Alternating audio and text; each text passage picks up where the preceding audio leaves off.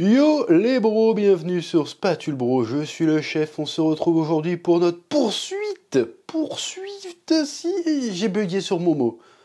On poursuit aujourd'hui notre tour des animés de la saison hiver 2024, même si on ne pourra pas tout voir, je jette un œil à certains trucs qui ont eu le malheur ou la grâce de croiser mon chemin, d'attirer mon attention. C'est pour ça qu'aujourd'hui je vais parler du premier épisode de l'adaptation animée du manga qui est adapté d'un novel, si je dis pas de bêtises, Tale of Wedding Rings, qui était disponible ce samedi sur Crunchyroll. Alors, je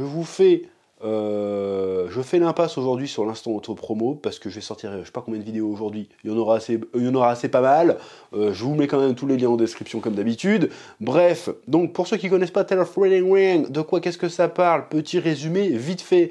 Donc le héros principal s'appelle Satu, donc un jeune japonais lambda, j'ai envie de te dire, qui un jour, alors qu'il est gamin, fait sa life tranquille dans les bois, à chercher des insectes, je sais pas trop ce qu'il fait, et boum, il y a un faisceau lumineux qui apparaît devant sa gueule, et là, il y a une petite fille qui sort avec un vieux, et la petite fille s'appelle Hime, et elle fait « Oh, tu garderas ça secret, hein, viens, on devient pote !»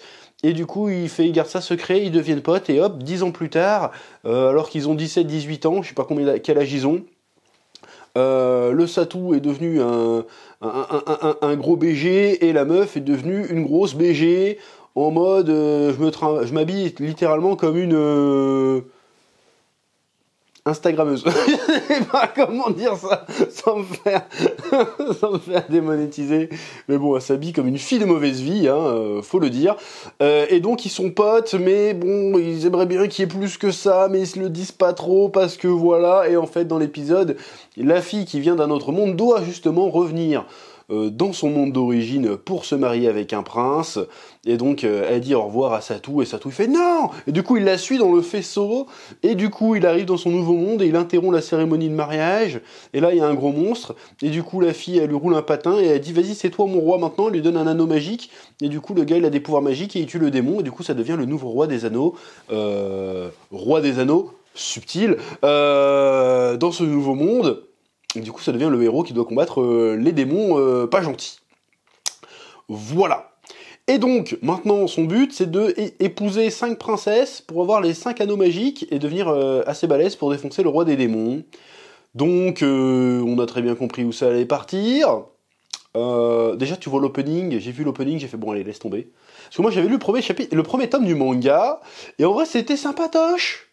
Parce que le premier tome du manga, je crois qu'il couvre vraiment limite que le premier épisode, hein, si je dis pas de bêtises, où t'avais un isekai, d'accord, mais ça prenait un point de départ plutôt original. C'était pas genre je me fais renverser par un camion, par le fameux truck Kun, et hop, je me retrouve dans un autre monde. Non, c'était pas ça, c'est que la fille vient d'un autre monde, et lui, il la suit là-bas par amour, j'ai envie de te dire.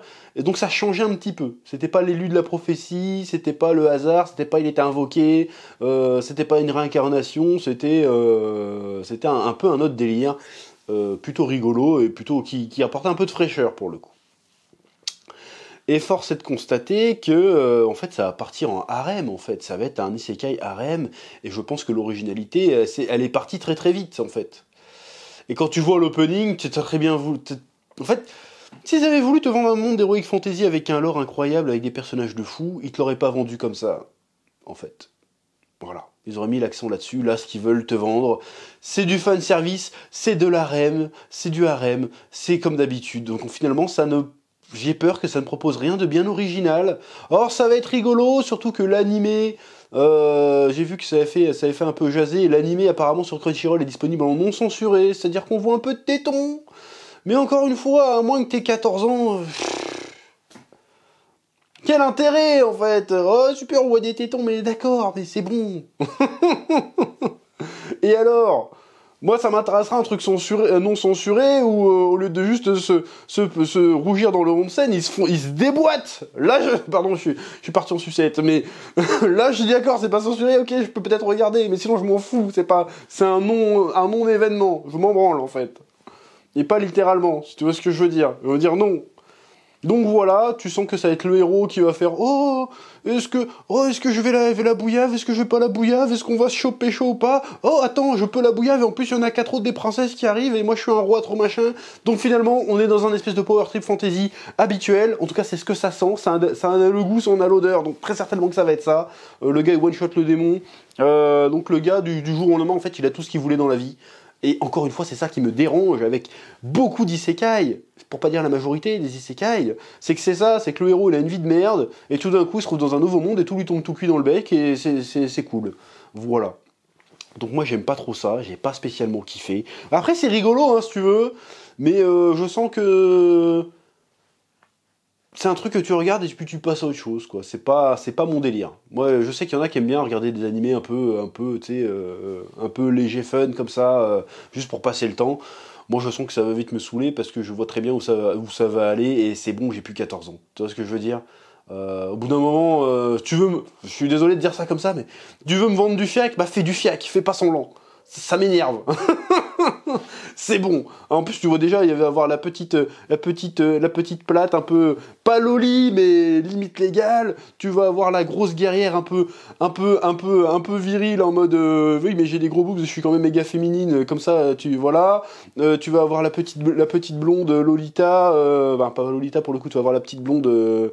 Voilà, tu vas voir l'elfe un peu Géchard, un peu dodu. C'est bon, on a compris. Tu vois l'opening, le landing, je vais dire l'opening de fin. Laisse tomber, j'invente des termes. Tu vois landing, tu fais, mais en fait, c'est ça que tu nous vends en fait.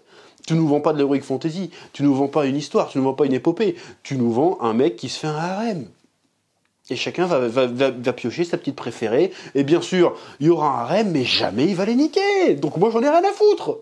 Je sais très bien où ça va finir. À la limite, tu me vends cette histoire et tu me dis qu'au bout de l'épisode 3, au moins il en ken 3-4. Je fais bon, à la limite, pourquoi pas? Au moins il y a un intérêt. Là, c'est bon, j'ai plus 14 ans, arrête avec tes conneries. Donc voilà, si vous voulez faire le petit branlotin et vous enjailler sur des princesses dans un harem de merde et vous mettre à la place du héros en mode oh là là, allez-y. Mais moi, franchement, c'est pas ma cam. Voilà. Je le dis, je le redis. Pourtant, le début, moi, je me souviens du premier tome que j'avais lu, ça commençait bien. Mais apparemment, mon instinct m'a pas trompé, apparemment, parce qu'il y en a qui m'ont dit, quand j'en ai parlé sur ma chaîne principale, ils m'ont dit, ouais, après ça tourne vite fait au harem. Bon, j'ai rien contre le principe du harem, encore une fois. Genre, Lovina, c'est ça, j'adore Lovina, c'était vachement bien. Mais, au bout d'un moment, proposer des trucs, quoi, derrière. Parce que là, juste, ouais, mais il faut qu'il ait 5 femmes, machin, je m'en branle. Bref. Donc voilà, si vous voulez regarder, regardez, mais moi je crois que je vais pas suivre ça, hein, spécialement. Après peut-être qu'il y aura des surprises, vous me direz si vous connaissez plus le manga, mais il me semble que il n'y a pas grand chose à en tirer de ça, l'animation n'était pas spécialement folle en plus, donc voilà, j'ai envie de dire on s'en branle, hein, mais j'en parle quand même que j'ai regardé, donc je rentabilise mon temps perdu, voilà. C'est à peu près tout ce que j'ai à dire pour Tale of Wedding Ring qui vend pas du rêve, pour le moment. Pouce bleu, like, abonnement, et puis je vous dis à très bientôt sur Spatubro pour de nouvelles vidéos. Oui.